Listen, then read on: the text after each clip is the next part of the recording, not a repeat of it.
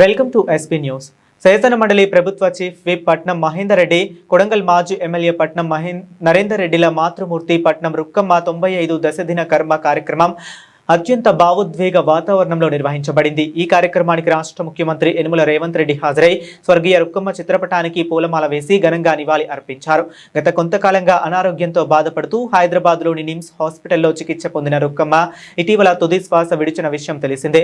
ఆమె మృతి పట్ల తీవ్ర దిగ్భ్రాంతి వ్యక్తం చేసిన ముఖ్యమంత్రి రేవంత్ రెడ్డి ఈరోజు దశదిన కర్మ సందర్భంగా వారికి నివాళి అర్పించారు. అనంతరం పట్నం మహేందర్ రెడ్డి, పట్నం నరేందర్ రెడ్డితో పాటు వారి కుటుంబ సభ్యులందరినీ సీఎం రేవంత్ రెడ్డి వ్యక్తిగతంగా పరామర్శించారు. తల్లిని కోల్పోయి పుట్టెడు దుఃఖంలో ఉన్న కుటుంబ సభ్యులకు ప్రగాఢ సానుభూతిని తెలియజేస్తూ తల్లి స్థానం ఎప్పటికీ పూడ్చలేనిదని, ఈ కష్టకాలంలో కుటుంబ సభ్యులు ధైర్యంగా ఉండాలని భరోసా ఇచ్చారు.